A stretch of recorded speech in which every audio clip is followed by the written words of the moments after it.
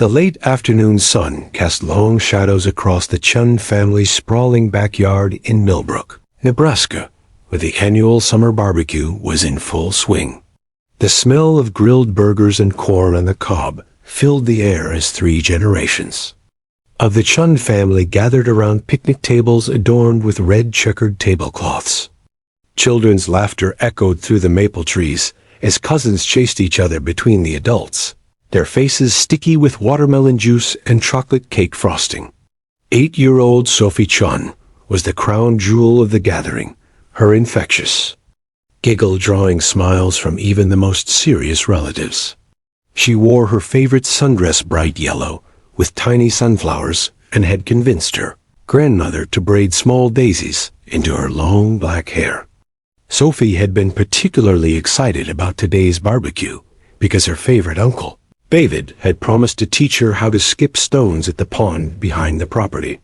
"Sophie, sweetheart, don't wander too far from the house," her mother, Linda, called out as she noticed her daughter gravitating toward the edge of the yard where the manicured lawn gave way to wild prairie grass. Linda was busy helping her mother-in-law, Mrs. Chun, arrange the dessert table, but her maternal instincts kept one eye constantly on her adventurous daughter. The gathering included nearly 30 family members, from Sophie's infant cousin sleeping peacefully in a carrier to her great-uncle Henry, who at 87 still insisted on manning the grill with the authority of a seasoned pitmaster. Cacophony of conversations in both English and Mandarin created a warm, familiar soundtrack to the perfect summer evening. David Chun, Sophie's uncle and Linda's brother-in-law, sat at a corner table looking unusually subdued. His recent divorce had been particularly brutal, with his ex-wife threatening to move their 2 children to California, effectively cutting him off from his own kids. The custody battle had consumed his savings and his spirit, but he tried to maintain a cheerful facade around Sophie, who reminded him so much of his own daughter. "Uncle David, when are we going to the pond?" Sophie asked, bouncing over to his table with the boundless energy that only 8-year-olds possess. Her eyes sparkled with anticipation as she clutched a small bag of smooth stones she had been collecting all week in preparation for their stone skipping lesson. "Soon, little butterfly," David replied, using his special nickname for her. "Let's wait until after dinner, when the light is just right on the water." He ruffled her hair gently, causing a daisy to fall onto the table. Sophie giggled and carefully tucked it back into her braid. As the sun began its descent toward the horizon, painting the sky in brilliant shades of orange and pink, the family started gathering around the fire pit that Henry had built from stones collected from their own property. Mrs. Chun emerged from the kitchen carrying her famous s'mores ingredients, and the children cheered with delight. Sophie clapped her hands together, her eyes wide with excitement at the prospect of roasted marshmallows. "I'm going to make the biggest s'more ever," Sophie announced, causing the adults to chuckle at her enthusiasm. She grabbed a long roasting stick and carefully selected the perfect marshmallow from the bag, holding it up to the light as if examining a precious gem. It was exactly 7:23 p.m. when Linda first noticed that the familiar sound of Sophie's chatter had disappeared from the family symphony.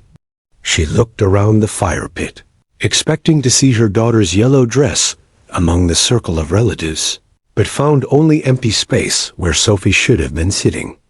"Has anyone seen Sophie?" Linda asked, her voice carrying just a hint of concern. The family members looked around at each other, shrugging and shaking their heads. Children wandered off all the time at family gatherings. Surely she was just exploring or playing hide-and-seek. "Sophie," Linda called out, her voice now carrying across the yard. "Sophie, come back. The marshmallows are ready." When there was no response, David immediately stood up, his protective instincts kicking into high gear. "I'll check the pond," he said, already moving toward the back of the property. She was excited about the stone skipping. Within minutes, The casual concern transformed into urgent panic as family members spread out across the property, calling Sophie's name with increasing desperation. Linda's voice became shrill as she searched behind every tree and bush, her heart pounding with a mother's worst fears. "Sophie, this isn't funny anymore. Come out right now." Mrs. Chun, despite her 73 years, moved with surprising agility as she checked inside the house, opening every closet door and looking under beds. "Maybe she fell asleep somewhere," she kept repeating, though her trembling voice betrayed her growing fear. The men formed a systematic search pattern, covering the 2-acre property methodically. Henry grabbed his flashlight from the garage as the natural light began to fade. David waded into the pond, feeling along the murky bottom with his feet, praying he wouldn't find what he was looking for. The water was only 3 feet deep at its deepest point, but the thought of Sophie slipping and hitting her head made his stomach churn. By 8:15 p.m., with darkness settling over the Nebraska countryside like a heavy blanket, Linda's panic had infected the entire gathering. Someone had already called 911, and the distant sound of sirens could be heard approaching through the quiet farmland. Linda clutched her husband's arms so tightly that her knuckles turned white, tears streaming down her face as the reality of the situation began to sink in. She was right here, Linda kept repeating to anyone who would listen. She was right here 5 minutes ago. Children don't just vanish into thin air. The first police officer to arrive was Deputy Jake Morrison, a seasoned law enforcement professional who had worked missing person cases throughout rural Nebraska for over 15 years. His weathered face remained calm and professional as he quickly assessed the situation, but internally, he felt the familiar knot of urgency that came with child disappearance cases. Time was everything in these situations. "We're going to find her," Deputy Morrison assured the distraught family, his voice carrying the confidence that came from years of successful searches. "But I'm going to call in some special help." Within 20 minutes, a second patrol car arrived, and out stepped Morrison's secret weapon, Bruno, a 12-year-old bloodhound whose legendary tracking abilities had made him famous throughout the Tri-County area. Bruno had successfully located 47 missing persons over his career, including children lost in cornfields, elderly people with dementia who had wandered from nursing homes, and even escaped prisoners hiding in the wilderness. Bruno was a magnificent specimen, 90 pounds of muscle and determination, with the characteristic long ears and droopy eyes that made bloodhounds look perpetually sad. Even though Bruno's tail never stopped wagging when he was working, his nose contained over 300 million scent receptors, compared to a human's mere 6 million, making him a 4-legged miracle of nature. "Bruno here is going to help us find Sophie," Deputy Morrison explained to the gathered family. "I need something that belongs to her, something she's worn recently that hasn't been washed." Linda rushed into the house and returned with Sophie's pajamas from the previous night, still carrying her unique scent. Bruno immediately went to work, his massive head lowering to the ground as his incredible nose began processing thousands of different odors, filtering through them until he found the specific scent signature that belonged to one 8-year-old girl. The transformation in Bruno was immediate and dramatic. His entire body language changed from casual alertness to intense focus as he caught Sophie's trail. His tail stood at attention, his ears perked forward, and he began moving toward the back of the property with purpose and determination that sent chills through the watching family members. "He's got something," Morrison announced, his own excitement building as he recognized Bruno's behavior patterns. "Everyone stay back and let him work." The trail led Bruno away from the house, past the pond where David had searched, and toward a section of dense woodland that bordered the Chun property. The dog moved with increasing urgency, his nose never leaving the ground as he followed an invisible path that only he could detect. Behind him, flashlight beams bobbed through the darkness as the search party followed their four-legged guide into the unknown night, hoping against hope that Sophie Chun was still alive and waiting to be found. 3 weeks had passed since that miraculous night when Bruno led the search party through 2 miles of dense Nebraska woodland to an abandoned mining shaft from the 1940s, where 8-year-old Sophie Chun was found alive, but traumatized, huddled in a corner 12 feet below ground.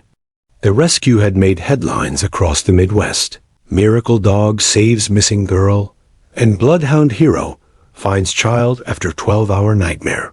Bruno had become a local celebrity, receiving treats and fan mail from children across 3 counties.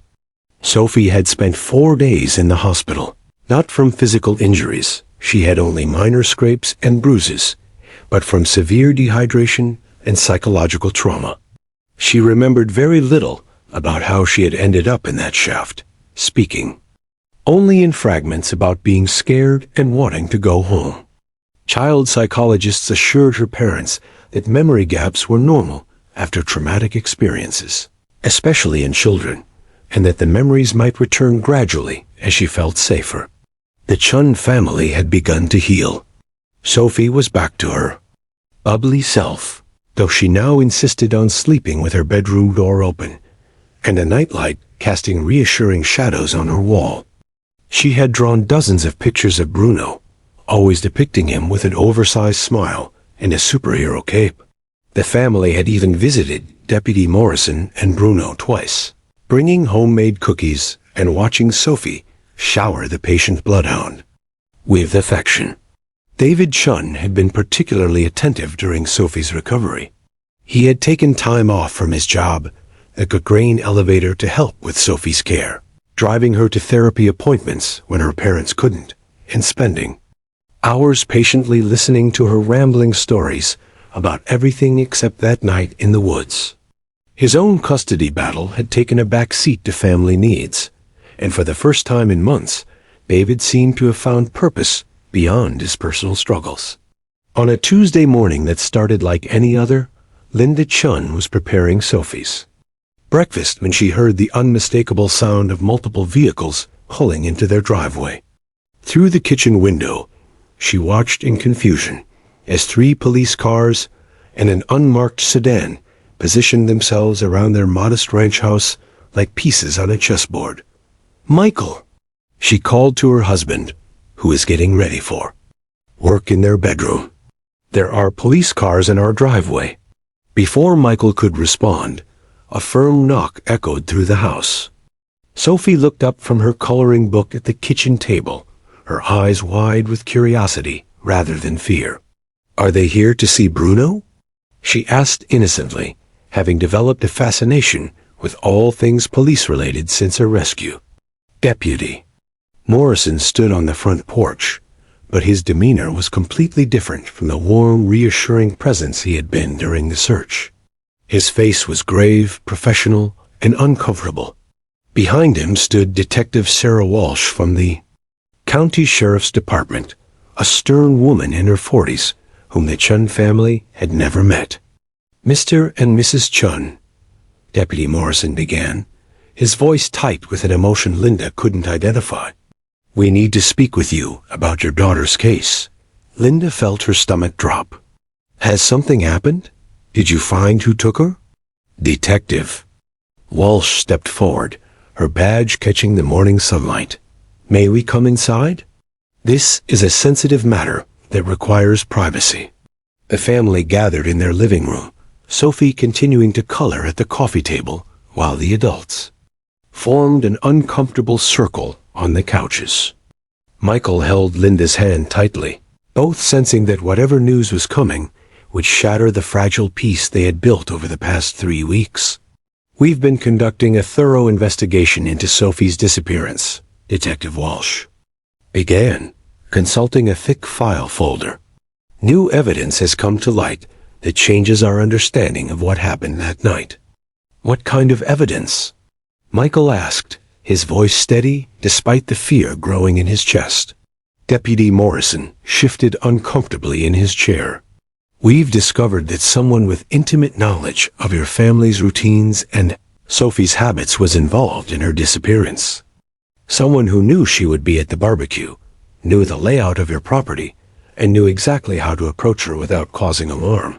Linda's mind raced through possibilities. Are you saying someone we know took Sophie? That's impossible. Everyone at that barbecue loved her. They were all family. Detective Walsh opened her folder and removed several photographs and documents. We've analyzed phone records, financial transactions, and witness statements.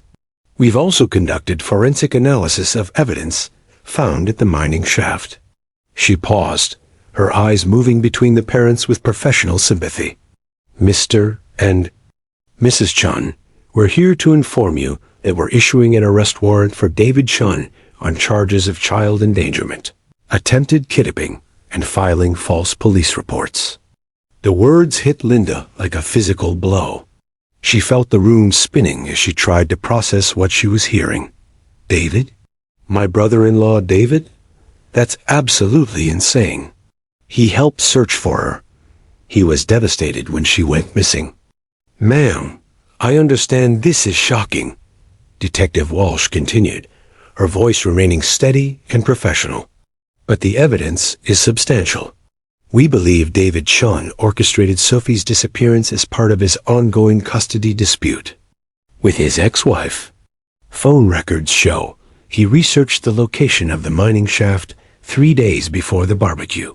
Financial records indicate he purchased rope and supplies that were found at the scene. Michael stood up abruptly, his face flushing red with anger. This is ridiculous. David loves Sophie like she's his own daughter. He would never hurt her. Deputy Morrison finally spoke, his voice heavy with regret. We believe the plan went wrong. Based on our investigation, we think David intended to take Sophie away from the barbecue and hide her temporarily, perhaps to create a situation where he could be the hero who found her. We believe he thought this would help his image and his custody battle, showing him as a devoted family man. But something went wrong, Detective Walsh continued. Sophie may have become frightened and run away from David, getting lost in the woods and falling into the shaft accidentally. That's why she has no clear memory of what happened. Psychological trauma often blocks memories of betrayal by trusted figures. Linda felt like she was living in a nightmare. You're saying David planned to kidnap Sophie to help his custody case? And then what pretend to find her? That's our working theory, Detective Walsh confirmed. The evidence suggests he was planning to discover her after a day or two, making himself look like the devoted uncle who never gave up searching. It would have been a powerful image for family court. Sophie looked up from her coloring book, sensing the tension in the room, but not understanding its source. Mommy, why is everyone talking so loud? Are you sad about something? Linda knelt down beside her daughter, struggling to keep her voice calm. No, sweetheart. The grown-ups are just having an important conversation. Why don't you go color in your room for a little while? As Sophie skipped out of the room, completely oblivious to the bombshell that was destroying her family's foundation, Detective Walsh continued laying out the case against David. We have witness statements from the barbecue indicating that David was seen talking to Sophie privately near the edge of the property around 7:15 p.m., just minutes before she disappeared. We also found David's fingerprints on Sophie's jacket, which she wasn't wearing when we found her. Of course his fingerprints are on her jacket, Michael exploded. He's her uncle. He hugs her, picks her up, helps her with her coat. You're taking normal family interactions and twisting them into evidence of a crime. Deputy Morrison looked genuinely pained. I know this is hard to believe, folks. David seemed as shocked and worried as anyone that night. But sometimes the people we trust most are capable of things we never imagined. Detective Walsh closed her folder and stood to leave. David Chun is being arrested as we speak at his apartment. He'll be arraigned tomorrow morning. We wanted to inform you personally before you heard it from someone else or saw it on the news. After the officers left, Linda and Michael sat in stunned silence, their world completely upended. The man they had trusted with their daughter's life, who had comforted them during their darkest hours, who had seemed as relieved as anyone when Sophie was found safe, that man was now accused of being the monster who had put her in danger in the first place. Within hours, the story exploded across local and regional media. "Uncle arrested in mining shaft case" became the headline that everyone in Millbrook, Nebraska was talking about. The Chun family found themselves at the center of a media storm. That was even more intense than Sophie's original disappearance. David's arrest divided not just the Chun family, but the entire community. Half believed the evidence and felt betrayed by someone they had trusted, while the other half insisted that David was being railroaded by overzealous investigators looking for an easy solution to a complex case. The family barbecue that had once represented joy and togetherness was now remembered as the scene of an unthinkable betrayal. And somewhere in the middle of it all was 8-year-old Sophie, still drawing pictures of Bruno, the hero dog, completely unaware that the adult world around her was fracturing into pieces. The Hamilton County Courthouse had never seen anything like it. Built in 1923 with imposing stone columns and tall windows that had witnessed decades of rural Nebraska justice, the building now buzzed with an energy that felt almost electric. News vans lined the street outside, their satellite dishes reaching toward the gray October sky like mechanical flowers seeking signal instead of sunlight. Reporters from Omaha, Lincoln, and even Kansas City had descended on the small town of Millbrook, transforming the quiet courthouse square into a media circus. Inside, the courtroom's mahogany benches creaked under the weight of spectators, who had arrived before dawn to secure seats for what local media had dubbed the Uncle's Betrayal trial. The gallery was split down the middle like a wedding gown. Wrong one side filled with David Chun supporters, the other with those who believed justice demanded his conviction.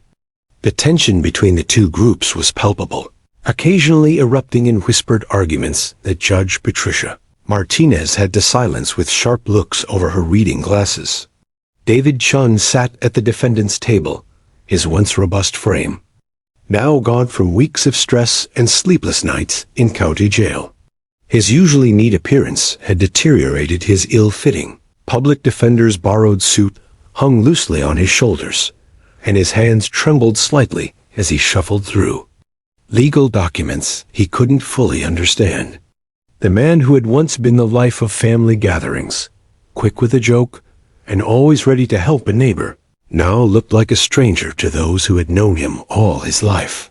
At the prosecution table, District Attorney Amanda Walsh exuded confidence with every gesture. At 38, she had built her career on high-profile cases, and this one promised to be her ticket to higher office. Her perfectly styled auburn hair and designer suit sent a clear message. She was serious, professional, and prepared to demolish the defense. Walsh had spent months preparing for this moment, knowing that a conviction would make headlines across the Midwest and establish her reputation as a prosecutor who could handle the most complex family crime cases. "Ladies and gentlemen of the jury," Walsh began, her voice carrying clearly through the packed courtroom as she delivered her opening statement. "Over the next few days, you will hear a story that will challenge everything you believe about trust, family, and the lengths to which desperate people will go to get what they want." She moved gracefully in front of the jury box, making eye contact with each of the 12 jurors, 7 women and 5 men, ranging in age from 24 to 67, all local residents who had been carefully selected through 3 days of intense questioning. The defendant, David Chun, was a man consumed by desperation. His bitter custody battle was draining his finances and threatening to separate him forever from his own children. He needed anything that would prove to family court that he was a devoted family man worthy of custody. Walsh paused dramatically, allowing her words to sink in before continuing. So he devised a plan so calculated, so manipulative, that it would have destroyed an innocent 8-year-old girl's life forever. He planned to kidnap his own niece, hide her away, and then miraculously find her, becoming the family hero who never gave up hope. The prosecutor walked to a large easel, covered with a white sheet, and pulled it away to reveal a detailed timeline of the events leading up to Sophie's disappearance. The evidence will show that David Chun researched the location where Sophie was found 3 days before the family barbecue. He purchased rope and supplies found at the scene. He was the last person seen talking to Sophie before she vanished. And when his plan went wrong, when Sophie became frightened and ran away from him, he participated in the search as if nothing had happened, allowing that little girl to spend an entire night trapped in a mining shaft, terrified and alone. From the gallery, Linda Chun let out a barely audible sob. Her husband Michael wrapped his arm around her shoulders, his jaw clenched tight as he listened to the prosecutor paint his brother-in-law as a monster. Behind them sat David's ex-wife, Rebecca, who had driven from California specifically to watch the trial. Her presence added another layer of tension to an already charged atmosphere. But the prosecution's case is not just about David Chun's actions, Walsh continued, her voice rising with passion. It's about the betrayal of the most sacred trust in our society, the trust between an adult and a child who loves them unconditionally. Sophie Chun trusted her Uncle David completely. She would have followed him anywhere, done anything he asked, because children believe that the adults in their lives will protect them from harm. The defense attorney Robert Kim sat quietly taking notes, his expression unreadable. A court-appointed public defender with 15 years of experience, Kim knew he was facing an uphill battle. The evidence against David was substantial, and public opinion had already largely convicted his client. But Kim had seen cases that seemed hopeless turnaround when the truth finally emerged, and something about David's consistent protestations of innocence had convinced him that there might be more to this story than the prosecution's neat narrative suggested. When it was his turn to address the jury, Kim stood slowly, his approach completely different from Walsh's theatrical style. Members of the jury, my name is Robert Kim, and I represent David Chun. I'm not going to stand here and give you a flashy presentation or try to manipulate your emotions with dramatic gestures. Instead, I'm going to ask you to do something that's become increasingly rare in our society. I'm going to ask you to wait for all the evidence before you make up your minds. Kim walked closer to the jury, his voice quiet but clear. The prosecution wants you to believe that David Chun is a master manipulator who carefully planned an elaborate kidnapping scheme. But I ask you, does that sound like the David Chun that his family and friends have known for 34 years? Does it sound like a man who coaches Little League on weekends, who helps elderly neighbors with their groceries, who has never so much as received a speeding ticket? The defense attorney moved to stand behind his client, placing a supportive hand on David's shoulder. A prosecution's case is built entirely on circumstantial evidence and speculation. Yes, David was struggling with his custody battle. Divorce is one of the most stressful experiences a person can go through. Yes, he may have researched local areas while trying to help find his niece. That's what concerned family members do. Yes, his fingerprints were on Sophie's jacket. He's her uncle, who has hugged her and played with her hundreds of times throughout her life. Kim's voice gained strength as he continued. But here's what the prosecution can't explain. Why would David Chun participate so enthusiastically in the search for Sophie if he knew where she was? Why would he wade into that pond in the dark, genuinely afraid of what he might find? Why would he comfort Sophie's parents with such authentic emotion if he was the one responsible for their pain? The attorney paused, scanning the faces of the jurors. Ladies and gentlemen, over the next few days, you're going to hear testimony that will show you David Chun is not a criminal mastermind. He's a scapegoat. The real perpetrator of this crime is still out there, free to potentially harm other children, while an innocent man sits in jail for something he didn't do. As Kim returned to his seat, the courtroom remained eerily quiet. The battle lines had been drawn, and both sides had presented compelling narratives that couldn't both be true. Someone was lying, someone was wrong, and an 8-year-old girl's future along with her uncle's freedom hung in the balance. Judge Martinez called for a brief recess, and the spectators filed out into the hallway, immediately breaking into heated discussions about what they had just heard. Local reporters rushed to file their stories, while national media representatives prepared for their evening broadcasts.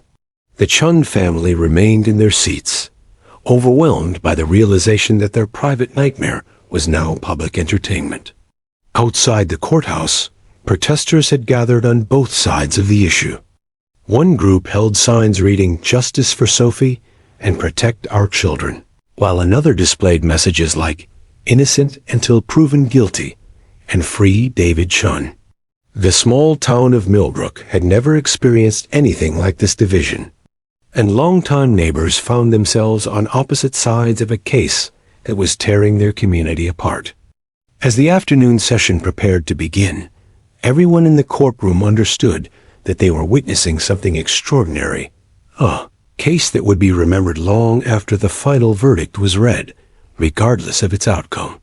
The only question remaining was whether justice would ultimately prevail, and whether the truth about what really happened to Sophie Chun that night would finally emerge from the shadows of speculation and circumstantial evidence. Day 3 of the trial dawned gray and cold, with an early November frost coating the courthouse windows like crystallized doubt. The media presence had only intensified overnight, with court TV announcing they would broadcast portions of the proceedings live. Inside the courtroom, the atmosphere crackled with anticipation as District Attorney Amanda Walsh prepared to present what she had promised would be overwhelming evidence of David Chun's guilt. The first witness called was Margaret Holloway, a 72-year-old retired schoolteacher who worked part-time at Millbrook's only convenience store, Chun's Corner Market, ironically owned by David's own family for over 20 years. Mrs. Holloway took the witness stand with the careful dignity of someone who had spent decades managing classroom discipline, her silver hair perfectly coiffed, and her floral dress pressed to perfection.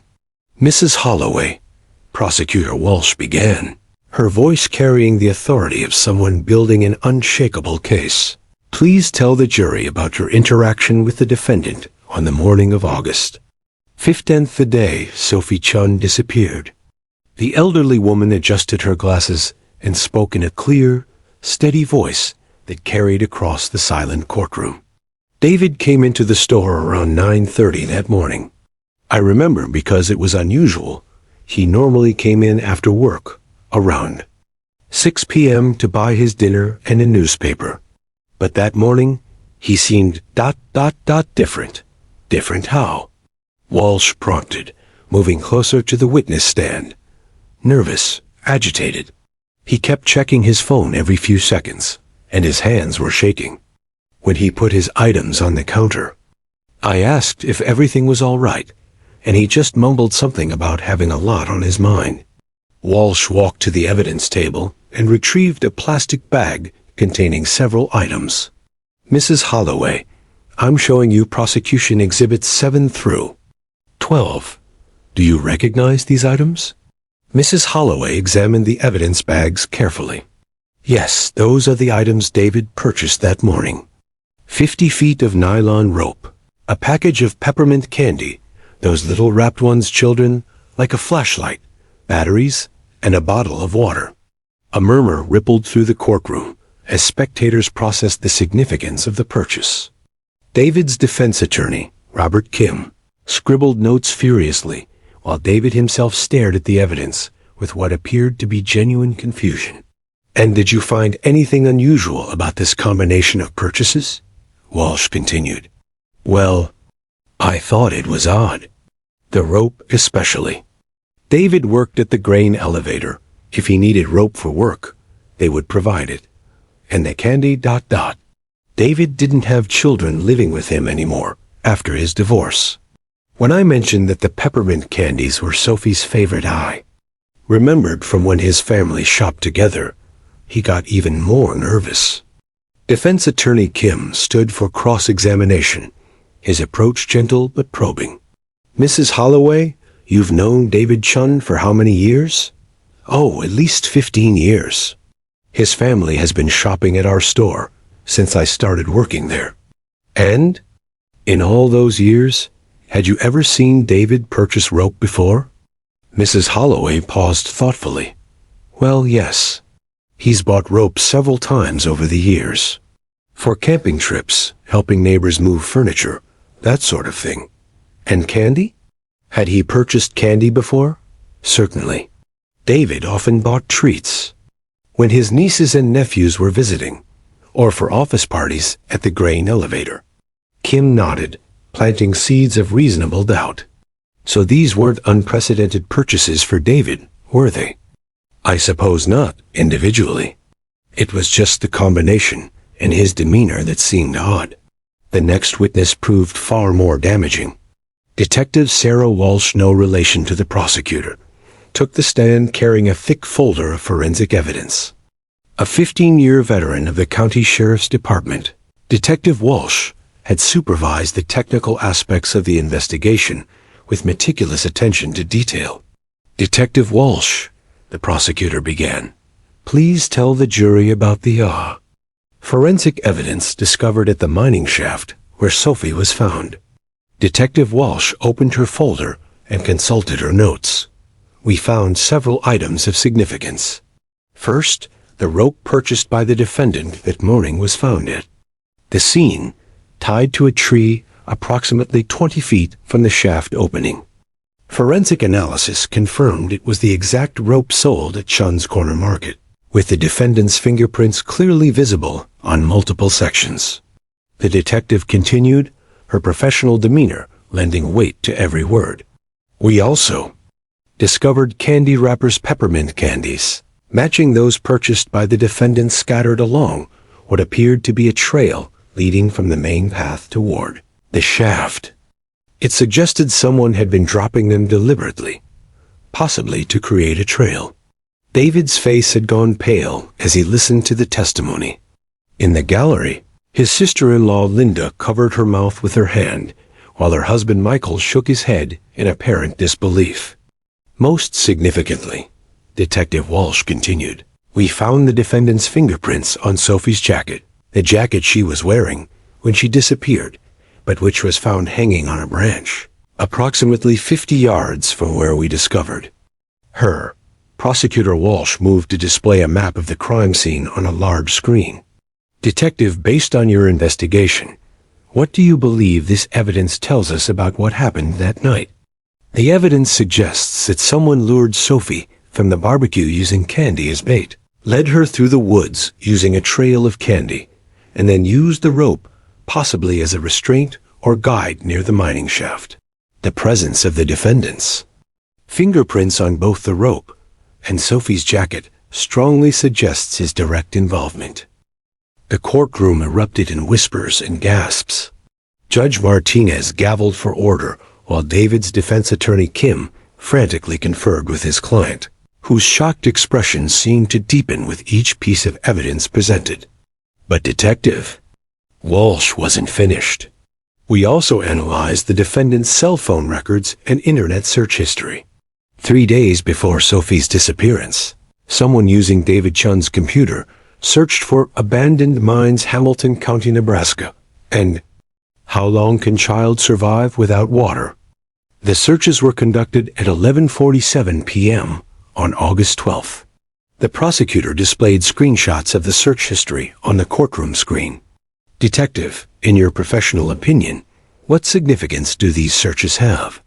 Combined with the physical evidence, these searches suggest premeditation. Someone was planning Sophie's disappearance and researching where to hide her and how long they could keep her there safely. Robert Kim rose for cross-examination, knowing he had to attack the evidence aggressively or watch his client be convicted. Detective Walsh, you mentioned fingerprints on the rope and jacket. Is it possible for fingerprints to transfer from one object to another through secondary contact? It's possible, but unlikely given the clarity and positioning of these prints. And the internet searches, is it possible that someone else used David Chun's computer? Possible, but the computer was password protected and located in the defendant's private apartment. Kim pressed harder. Detective, did you investigate whether anyone else might have had access to David's apartment or computer password? We conducted a thorough investigation, focused on the primary suspect. That's not what I asked. Did you specifically investigate other possible suspects with access to the defendant's computer? Detective Walsh hesitated. Our investigation was comprehensive, within the scope of the evidence pointing to the defendant. The most devastating testimony came from David's ex-wife, Rebecca Chun, who appeared via video conference from her home in Sacramento, California. Her testimony was emotional and damning, painting David as a man capable of desperate measures. Rebecca, Prosecutor Walsh said gently, please tell the jury about David's mental state during your custody proceedings. Rebecca's image on the large screen showed a woman worn down by months of legal battles. David was obsessed. He couldn't accept that I needed to move to California for my job. He kept saying he would do whatever it takes to keep the children in Nebraska. He became fixated on proving he was the better parent. Did he ever make specific threats? He said that if I took his children away, I would understand what it feels like to lose everything. He talked constantly about how unfair the family court system was, how he needed to show them he was a devoted family man who would never give up on a child. The prosecutor leaned forward. Did David ever mention Sophie specifically in relation to your custody battle? Rebecca nodded, tears forming in her eyes. He said Sophie was proof of how good he was with children. He talked about how she adored him, how he was like a father to her. He said if the judge could see him with Sophie, they would understand that he deserved custody of his own children. Defense attorney Kim's cross-examination of Rebecca was brief but pointed. He established that she had her own motivations for wanting David's custody rights terminated, and that their divorce had been bitter and contentious. But the damage was done. Rebecca's testimony had provided a clear motive for David's alleged actions. The final witness of the day was David's own mother, Mrs. Eleanor Chun, who took the stand with obvious reluctance. At 75, she had been the family matriarch who hosted the fateful barbecue, and her testimony would be crucial for both sides. Under the prosecutor's questioning, Mrs. Chun reluctantly admitted that David had seemed troubled in recent months, that he had been asking unusual questions about Sophie's schedule and habits, and that he had volunteered to help with barbecue preparations more than usual. Mrs. Chun, Prosecutor Walsh asked gently, when you learned that your son was accused of harming Sophie, what was your honest reaction? The elderly woman struggled with her words, torn between loyalty to her son and her love for her granddaughter.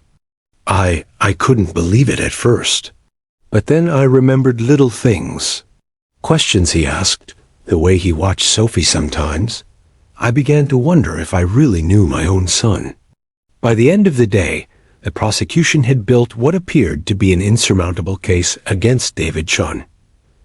The evidence seemed to form a clear narrative. A desperate man, facing the loss of his own children, had orchestrated his niece's kidnapping to enhance his image as a devoted family member. But the plan had gone tragically wrong. As court adjourned, David Chun sat slumped in his chair, the weight of the evidence crushing down on him like the roof of the mining shaft where Sophie had been found. His defense attorney patted his shoulder sympathetically, but both men knew that tomorrow would bring even more challenges as the prosecution prepared to rest its case. Outside the courthouse, the crowd of protesters had grown larger, with justice for Sophie, chants echoing off the stone walls. The Chun family left through a back entrance, avoiding the media circus, but unable to escape the growing certainty that David's conviction was now almost inevitable.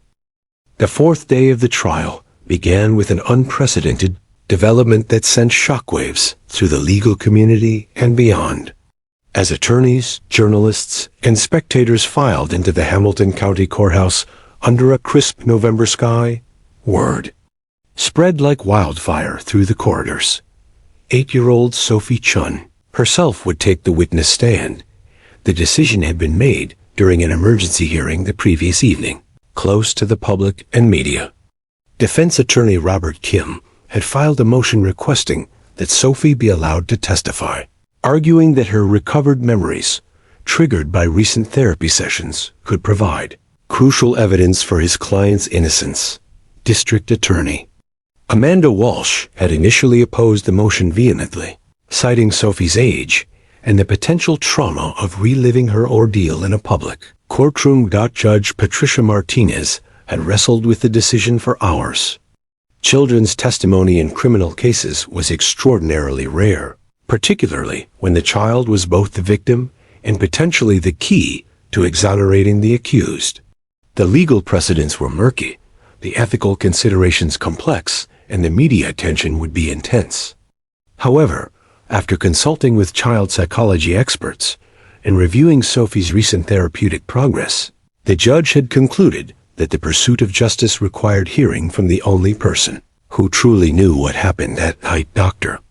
Jennifer Walsh, a renowned child psychologist from the University of Nebraska Medical Center, had been flown in specifically to evaluate Sophie's readiness to testify. Dr. Walsh had spent the entire previous day with Sophie, conducting gentle interviews and psychological assessments to determine whether the child could handle the stress of courtroom testimony without suffering additional trauma. Your Honor, Dr. Walsh had explained to Judge Martinez during the closed hearing, Sophie has made remarkable progress in recent weeks. Her memories of that night have been returning in fragments during our therapy sessions, and she's demonstrated a strong desire to tell the truth about what really happened. She understands the difference between truth and lies, and she's psychologically stable enough to testify with appropriate safeguards in place. The courtroom on this Friday morning buzzed with an energy unlike anything the previous 3 days had generated. The gallery was packed beyond capacity, with additional seating arranged for the influx of national media representatives who had descended on Millbrook overnight. Court TV had negotiated exclusive rights to broadcast portions of Sophie's testimony, and legal experts across the country were calling it potentially the most significant child witness testimony in recent criminal history. At the prosecution table, Amanda Walsh appeared visibly uncomfortable with the development. Her case against David Chun had been building methodically, piece by piece, creating what seemed like an unshakable foundation of evidence. The introduction of Sophie's testimony represented an unknown variable that could either seal David's conviction or completely destroy it. Walsh had spent the night preparing questions that would guide Sophie's testimony in a direction that supported the prosecution's narrative. But she knew that children were unpredictable witnesses who couldn't be controlled like adults. Defense attorney Robert Kim, by contrast, radiated a cautious optimism that hadn't been present since the trial began. His motion to allow Sophie's testimony had been a desperate gambit, the last card he could play for a client whose innocence he genuinely believed in, despite the overwhelming evidence to the contrary. Kim had interviewed Sophie twice in the presence of Dr. Walsh and her parents, and something in the child's fragmented memories had convinced him that the truth was far different from what the prosecution claimed. David Chun sat at the defendant's table looking like a man on the edge of complete emotional collapse. 3 days of damning testimony had taken their toll, and he appeared to have aged years in just a few days. His hands trembled as he clutched a photograph of Sophie from her 7th birthday party a reminder of happier times when his biggest worry was whether to give her the bicycle or the art set she'd been wanting. The possibility that Sophie herself might testify against him, that the niece he loved like a daughter might seal his fate, was almost too much to bear.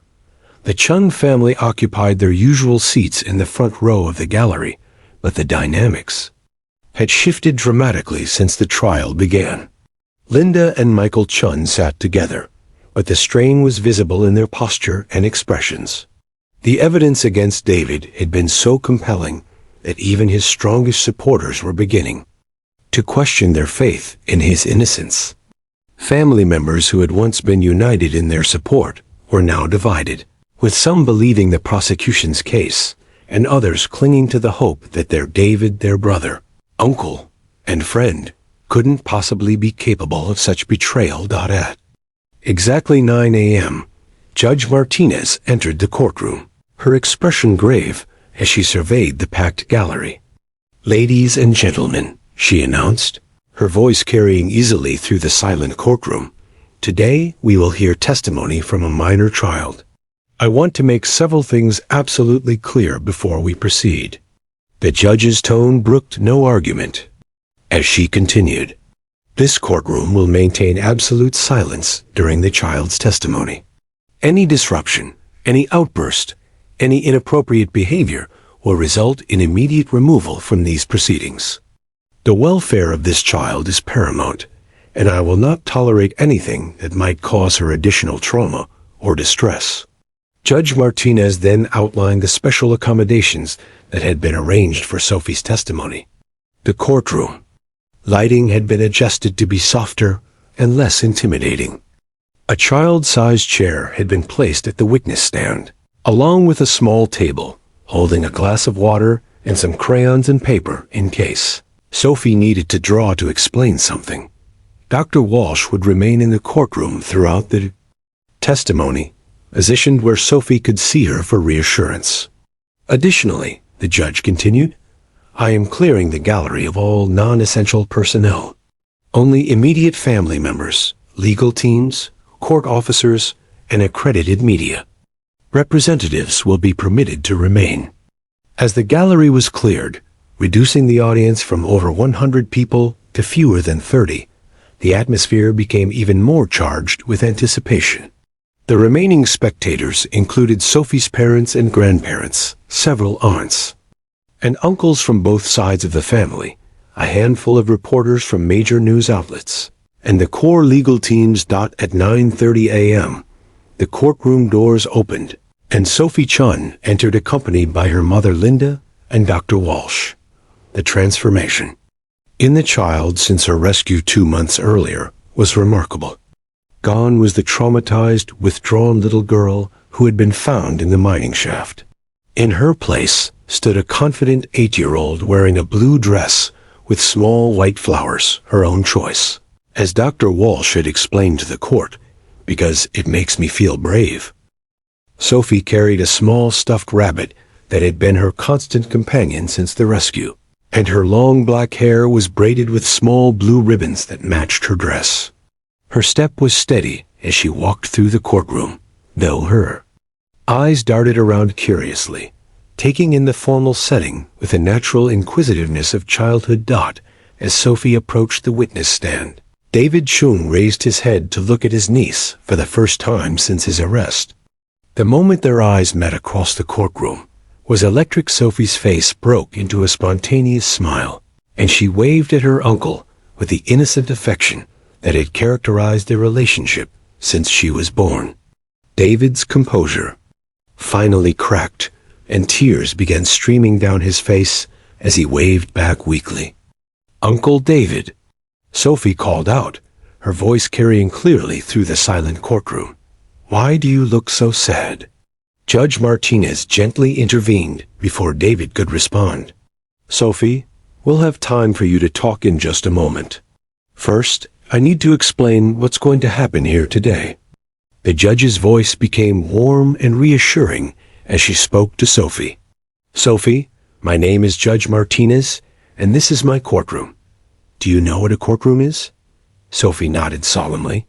It's where grown-ups come to figure out the truth about things. That's exactly right. And today, we're hoping you can help us figure out the truth about what happened to you on the night you got lost. Does that sound okay to you? Yes, ma'am. I want to tell everyone what really happened because I remember now. As Sophie was sworn in, her small hand placed on a children's Bible that had been brought specifically for the occasion, the entire courtroom held its breath. Dr. Walsh moved to her designated position where Sophie could see her easily, and the child psychologist gave her patient an encouraging nod. District Attorney Walsh rose to begin her questioning, her usual commanding presence softened considerably as she approached the 8-year-old witness. Hello, Sophie. My name is Ms. Walsh, and I'm going to ask you some questions about the night you got lost. If you don't understand something or need to take a break, just tell me, okay? Sophie nodded, settling into the witness chair with her stuffed rabbit on her lap. Okay, but first, can I ask you something? Of course, sweetie.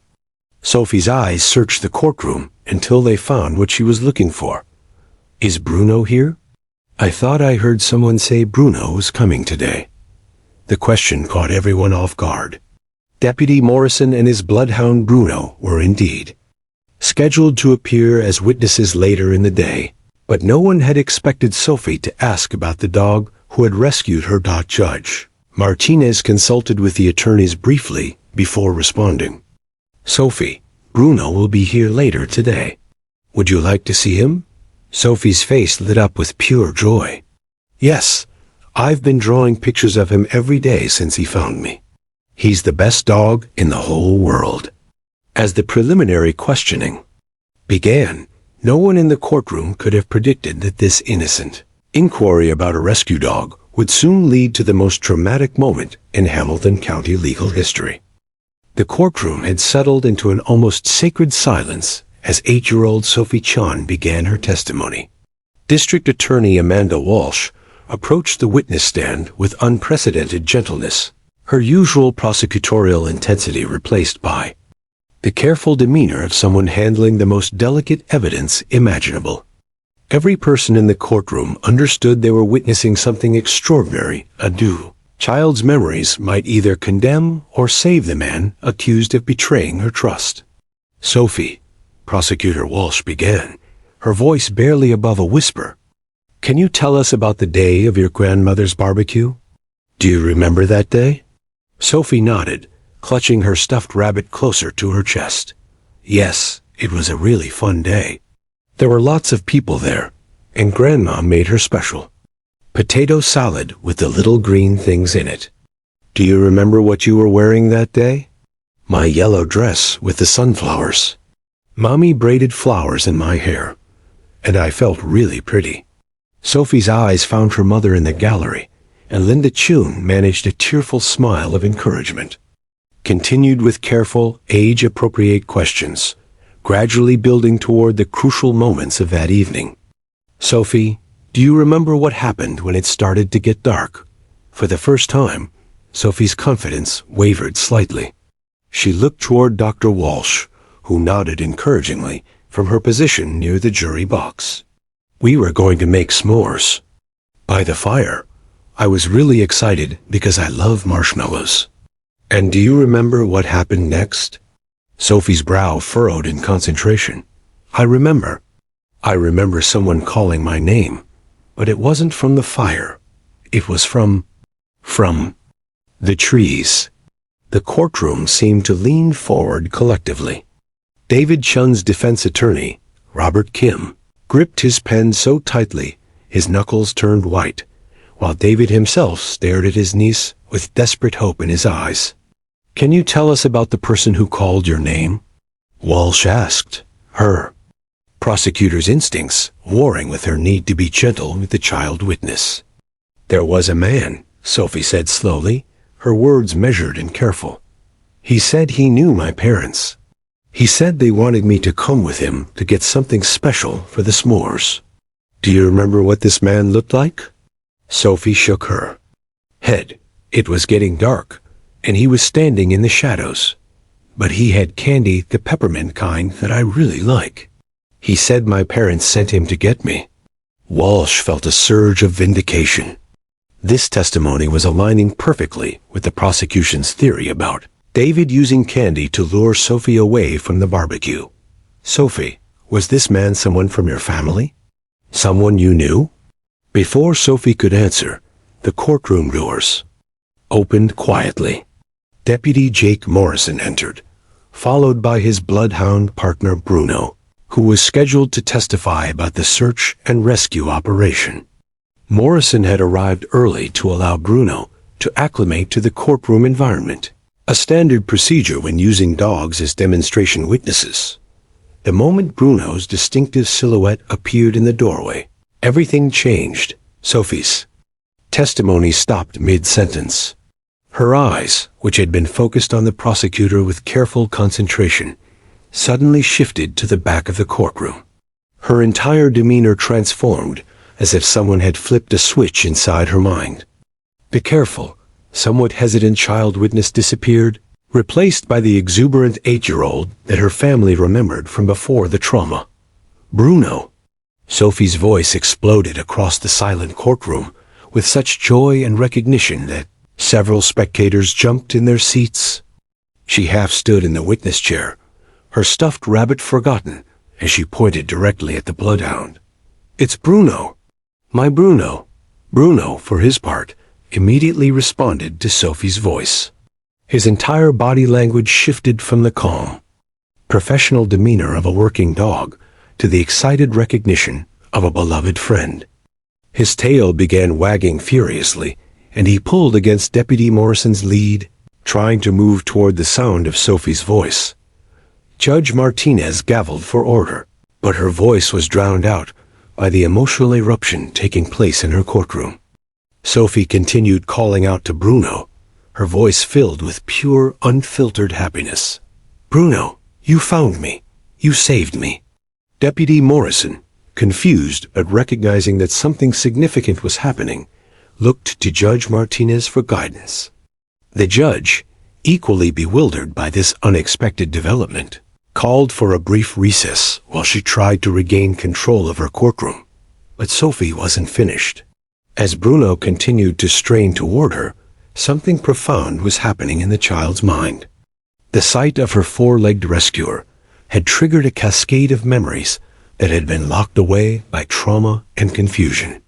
Her fragmented recollections were suddenly crystallizing into clear, coherent images. "I remember," Sophie announced to the courtroom, her voice carrying with startling clarity. "I remember everything now.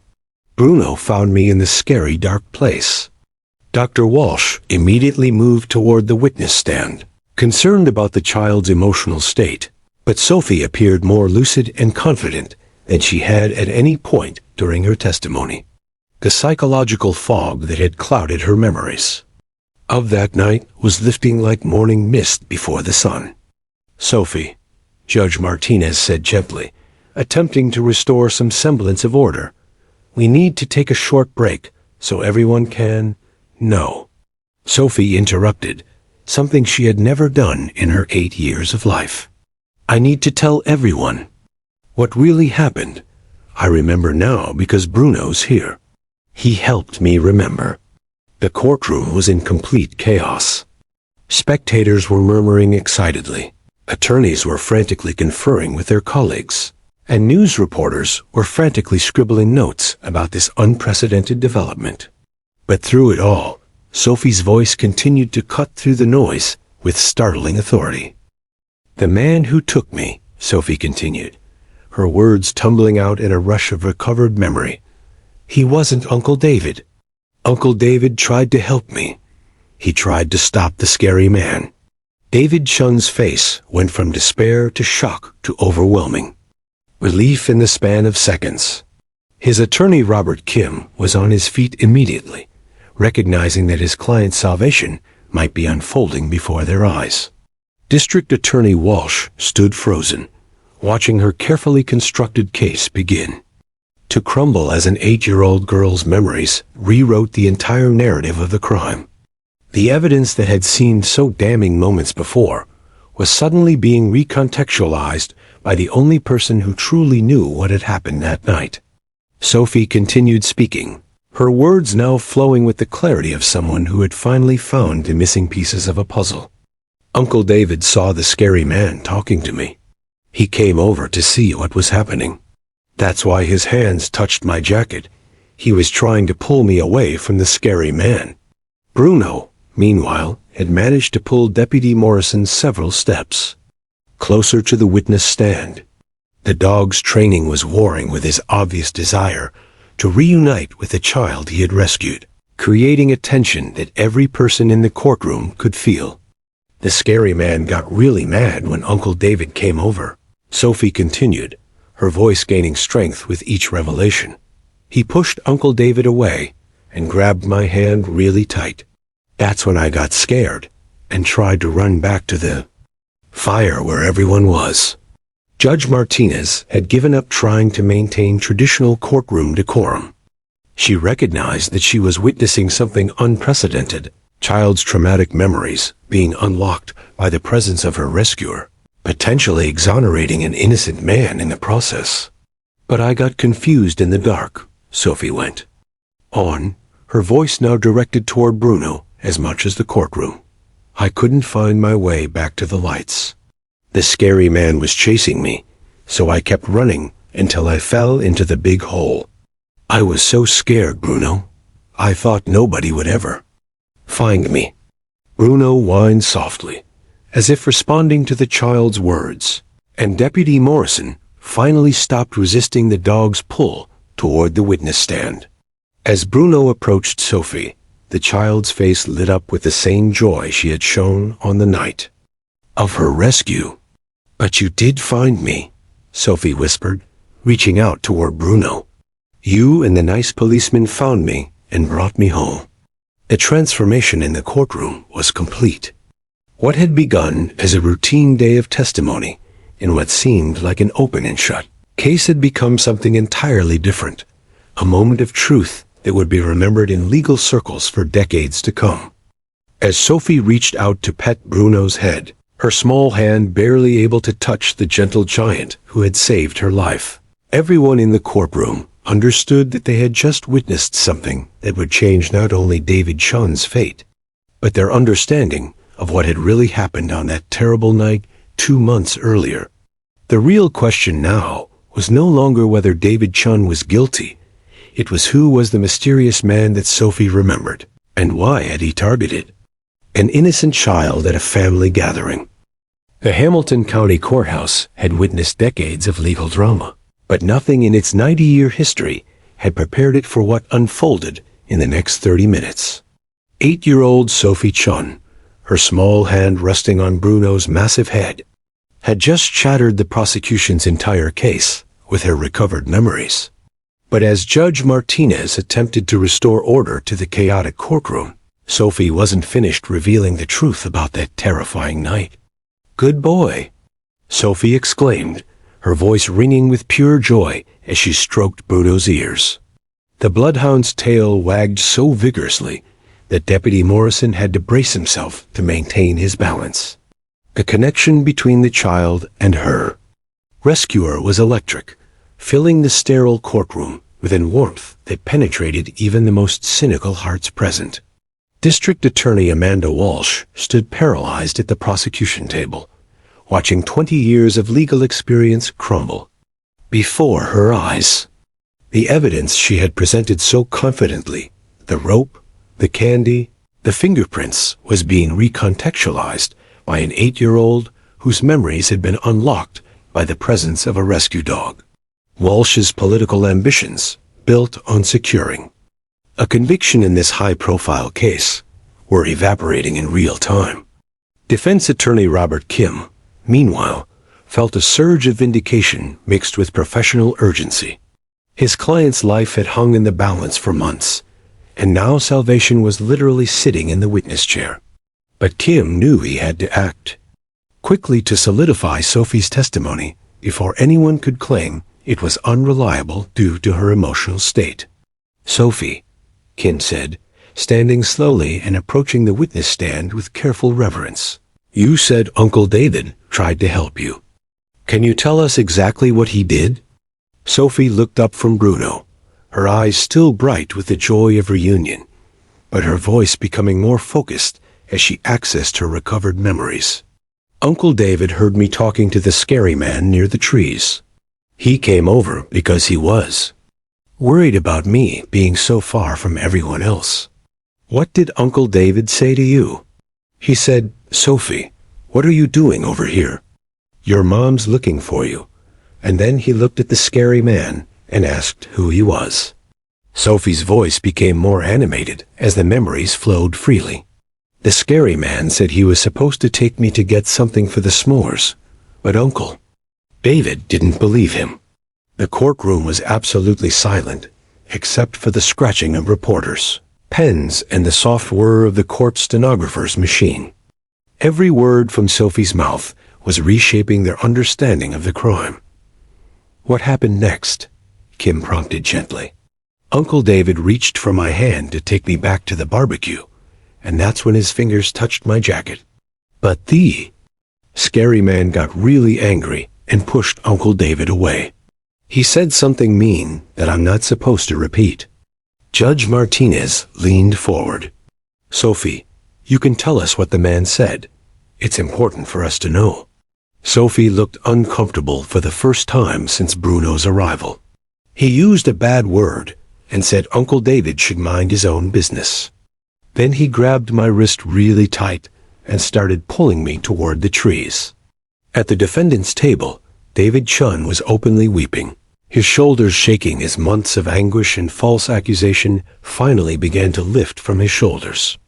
The fingerprints on Sophie's jacket, the evidence that had seemed so damning, now made perfect sense. He had been trying to save her, not harm her. Kim continued his questioning, knowing that every detail was crucial. Sophie, what did you do when the scary man grabbed you? I got really scared and tried to pull away. I started crying and calling for Uncle David to help me. Uncle David tried to grab me back, but the scary man was stronger, and he pulled me into the dark trees. Did Uncle David follow you? Sophie shook her head, her expression sad. The scary man pushed him down, and Uncle David hit his head on something. I heard him yell my name, but then the scary man was dragging me away, and I couldn't see Uncle David anymore. This revelation sent another shockwave through the courtroom. If David had been injured during the altercation, it explained why he had seemed so disoriented and desperate during the initial search. He hadn't been acting. He had been genuinely traumatized by witnessing his niece's abduction and being unable to prevent it. Sophie, Kim continued, can you tell us more about this scary man? What did he look like? For the first time, Sophie's confidence wavered slightly. It was getting dark, and he was wearing a dark hat that covered his face. But he was taller than Uncle David, and he smelled funny like the stuff Daddy uses to clean the garage. Did you recognize his voice? Sophie shook her head. No, I'd never heard it before. But it was rough and scary, not like the voices of people in our family. Judge Martinez realized that Sophie's testimony was not only exonerating David Chun, but potentially identifying an unknown perpetrator who is still at large. She made a quick decision that would prove crucial to the investigation. Deputy Morrison, the judge called out, please contact Detective Walsh immediately and have her meet with us during the next recess. We may need to reopen the investigation based on this new information. Sophie continued her testimony, describing how the unknown man had led her deeper into the woods using a trail of peppermint candies that had likely been planted to implicate David, whose purchase of identical candy had seemed so incriminating just days earlier. He kept dropping the little candies and telling me to follow them, Sophie explained. He said there was a special surprise waiting for me. But I was scared, and I kept trying to run back to find Uncle David. What happened when you tried to run away? The scary man got really mad. He started chasing me, and I ran as fast as I could through the trees. But it was so dark, and I got confused about which way to go. I could hear him behind me, getting closer, so I kept running until I fell into the big hole. Sophie's voice became smaller as she described the most terrifying part of her ordeal. I hurt my knee when I fell, and I couldn't climb back out. The scary man stood at the top of the hole with his flashlight, looking down at me. The courtroom held its collective breath as Sophie continued. He said I was a stupid little girl, and that now I was going to stay there until I learned to keep my mouth shut. Then he left, and I was all alone in the dark. This detail was crucial. He established that Sophie's imprisonment in the mining shaft had been intentional, not an accident as the prosecution had theorized. Someone had deliberately left an 8-year-old child in a dangerous situation, showing a level of callousness that shocked even the experienced legal professionals present. Sophie, Kim asked gently, did you see which way the scary man went when he left you in the hole? He went back toward the lights from the barbecue, but he went around the long way, not the way we had come. Like he was trying to sneak back without anyone seeing him. This revelation was explosive. It suggested that the perpetrator had returned to the barbecue, possibly to establish an alibi while Sophie remained trapped. Every person who had been at the Chun family gathering was now a potential suspect. Did you hear anything else while you were in the hole? Sophie nodded, her voice becoming stronger again as she looked at Bruno. I heard people calling my name later. Lots of voices, including Uncle David's. He sounded really scared and sad. I tried to call back, but I think I was too far away for anyone to hear me. And then what happened? Sophie's face lit up again as she turned her full attention to Bruno. Then I heard the most beautiful sound, Bruno's bark. He found me just like I knew someone would. And when the nice policeman shined his light down into the hole, I wasn't scared anymore because I knew I was safe.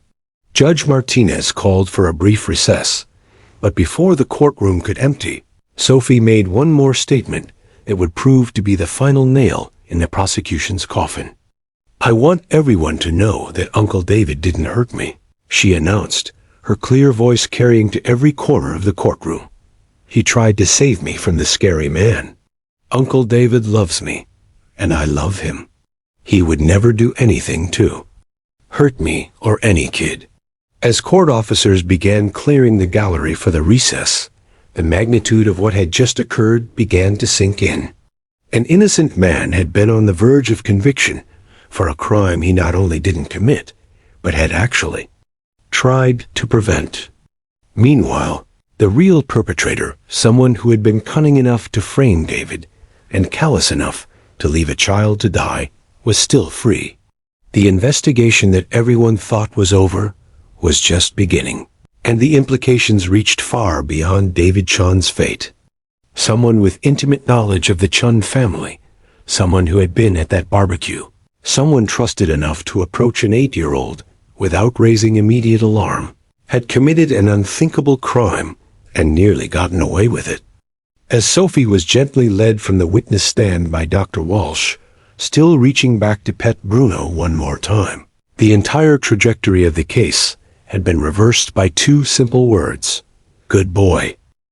The emergency session that followed Sophie's bombshell testimony lasted less than 20 minutes, but it would be remembered as one of the swiftest reversals of fortune in Nebraska legal history.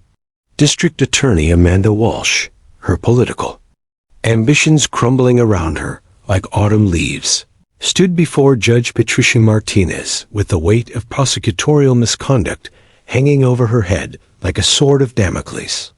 Your Honor, Walsh began, her voice stripped of its former confidence.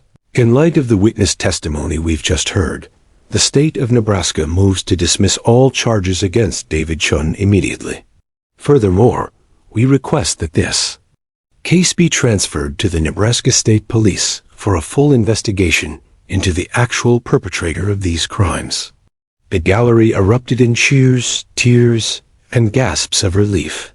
David Chun collapsed into his chair, overwhelmed by the emotional whiplash of going from certain conviction to complete exoneration in the span of 30 minutes. His defense attorney, Robert Kim, placed a steadying hand on his client's shoulder, his own eyes moist with the satisfaction of seeing justice finally served.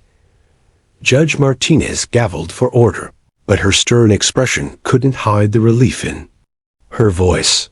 "Mr. Chun, you are free to go. All charges against you are hereby dismissed with prejudice. The court extends its apologies for the ordeal you have endured." But Sophie Chun wasn't finished changing lives that day. As her family prepared to leave the courthouse, she made an unexpected request that would set in motion the final chapter of this extraordinary story. "Mommy," Sophie said, tugging on Linda's dress as reporters clamored for interviews outside the courtroom, "I want to help catch the scary man. I remember more things now that might help Bruno find him." Detective Sarah Walsh, the same investigator who had originally built the case against David, was already mobilizing a new investigation based on Sophie's testimony.